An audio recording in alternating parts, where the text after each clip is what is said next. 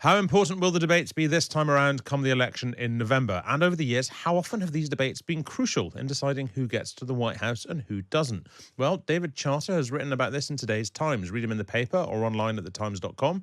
He is the Times' assistant editor in the US, and he's on the show now. Hello, David. Welcome back. Hello, Hugo. Thank you. Good to be with you. How crucial are these debates this time around? And are they more or less crucial than usual?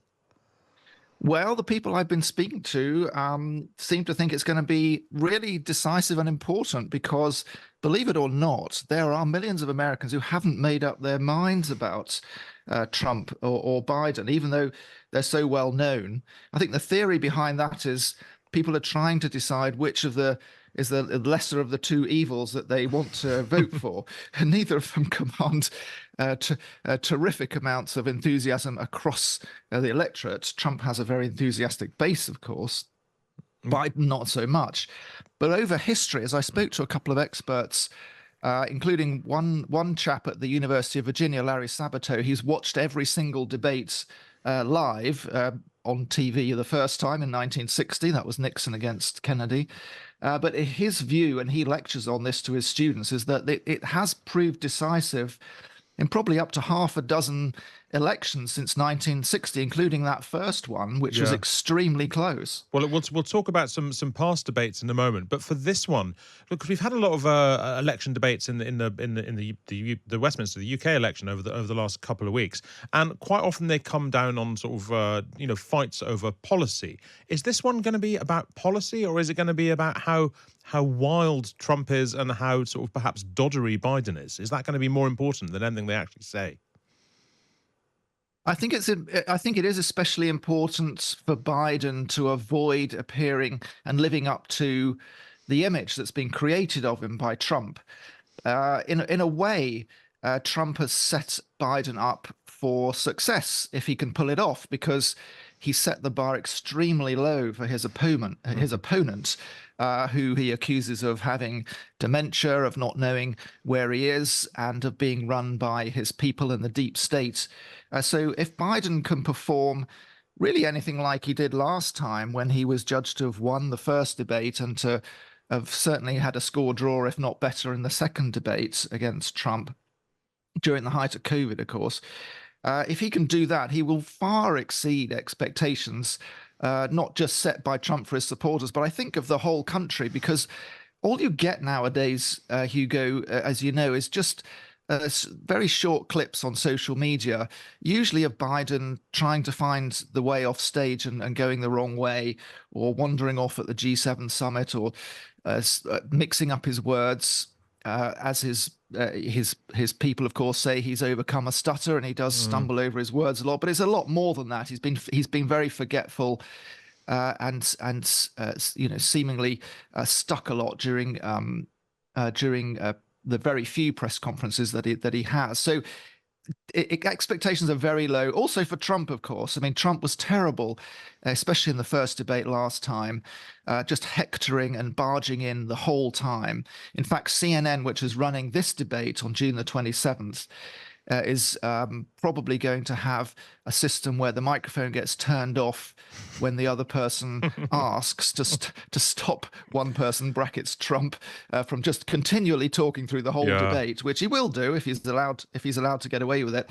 But they're even thinking of having some way of protecting Biden's microphone so that Trump just doesn't shout so loud that when his microphone's off, it's picked up by Biden's. Or even walking over and bellowing into it, indeed. Look, well, these debates have made a real difference in the past. Let's listen to a few examples of exactly that. Well, that's a selection of US presidential debates over the years. David Charter, how heavily do these sort of sit in the American psyche when they talk about politics? Are they considered as important? Do they remember them in the way that we remember them, or are they just sort of part of the detail? No, these are pretty much the only times that many Americans really tune in and pay attention to politics for a solid hour and a half or 2 hours, however long they go on for. The viewing figures are astronomical in the modern age, when cable networks are competing for smaller and smaller numbers of eyeballs. it will be watched by tens of millions, even though it's only on CNN. Other networks can take the live stream, I believe, and of course there'll be many clips all over social media. And what you heard there was really some of the worst and the best of previous debaters. I would say that Reagan was probably the most comfortable of all presidents behind the debating microphone. Over these years of experience in Hollywood helped him, of course. But he had some great one-liners. He had some great writers. And in that Mondale clip on his age, Reagan was 73 and was believed by many Americans to be far too old to stand again for president. And of course, we've got a 78-year-old and an 81-year-old who are going to be debating this time. The famous example people always talk about is that first Kennedy-Nixon debate, where, you know, as the story goes, people who were watching on TV thought Kennedy had won. People who were listening on the radio thought Nixon had won because Kennedy looked like, well, he looked like Kennedy, whereas Nixon looked a bit of a mess. Presumably, like I mean, the candidates now in the same sort of way. They're just really concerned about the presentation, about looking healthy, about looking fit, about not looking shabby, about not looking too old. Well, this is where we've ended up in this particular election, of course, because of all the, as we've discussed, all the viral clips of Biden looking rather doddery. The other side have countered, of course, by pumping out clips of Trump losing his thread or making these rambling anecdotes that he often does, and he'll do it again. There'll be some sort of ramble from Trump about his 2020 election victory, as he sees it, being rigged and robbed and all the rest of it. And of course, the persecution that he's under from all the criminal cases. We'll hear a lot of that. And Biden's territory where he wants to go is defending democracy and being basically saving the American democratic experiment. But I expect that Trump might try and come back and say, well, he's the true defender of the democratic values. Look at the way that the judicial system has been manipulated to persecute him.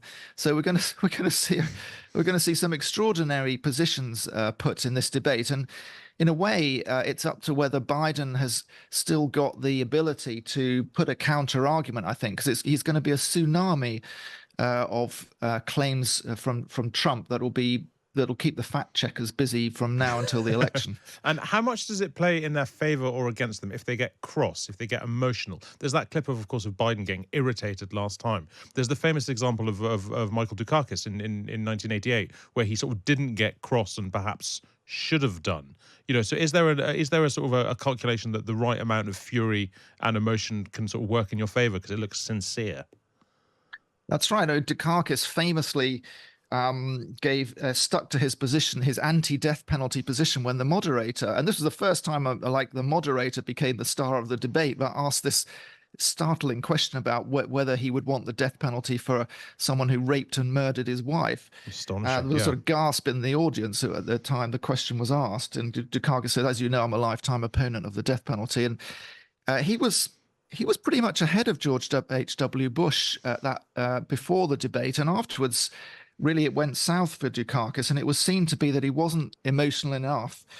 And of course, we've had presidents who have been brilliant at emoting, like Bill Clinton springs to mind as really, if you had to say who were the best performers in these debates over the years, you'd go for Reagan and Bill Clinton, I think, because he was the guy who, even with the most arcane economic question, he would just leave the lectern, he would wander to the front, he'd make eye contact with the member of the audience who'd asked this strange question, and he would tell them how much he felt their pain and how in his little state he'd done all he can to help people through these terrible times. And of course, that was the moment, I think, when George H.W. Bush knew he'd lost the presidency because he'd come up against a real pro in the debate, on the debate stage. So you've got to show real human emotions in the modern age.